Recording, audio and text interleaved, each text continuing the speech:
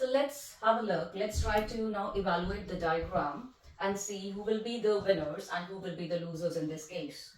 So when we look at the labor market, we know that the businesses, the single largest employer in the market, being profit maximizer, they will try to push the wages down, lower than the competitive labor market scenario. So if I want to think about that who is going to gain from this position, definitely that would be the firms, that would be the monopsonists in that market.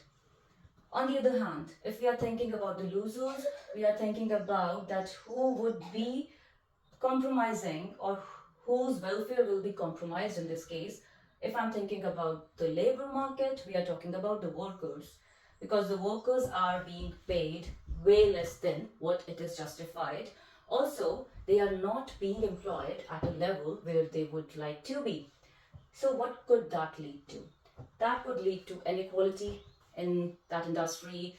Workers' perspective we are talking about, that could also lead to relative poverty, fall in standard of living for the workers, and overall they will not feel too motivated to work. So that is in the long run going to impact the quality of the output that is being produced as well. We also want to understand how would monopsony be impacting the stakeholders in the product market. So product market, we want to think about the businesses who will pressurize their suppliers. It's a buyer's market. They are going to pressurize their suppliers and they will ensure that the supplies to these businesses come at a low cost so that they can maximize their profits. So when we are thinking about the suppliers market, we are thinking about that how the suppliers profitability will be impacted because of that negotiation, which might not be justified because the businesses, for example the supermarkets, they're trying to increase their profits at the cost of suppliers who are not as strong, for example the farmers, as these big supermarkets. So that was all about the concept of monopsony. Remember, as I said before, it exists in the product market and it exists in the labor market as well. It is the buyer market. The diagram that we had a look at, it is to do with monopsony in labor market scenario.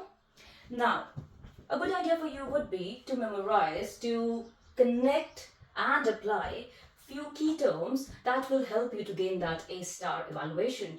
So I have just made a list of few key terms here, which you can use as checkpoints whenever you're doing any question on the labor market. So that was all about monopsony, labor market, and we kind of touched on product market and monopsony power as well. I hope you liked the video. Let me know what would be the next topic that you would like me to cover. Have a nice day.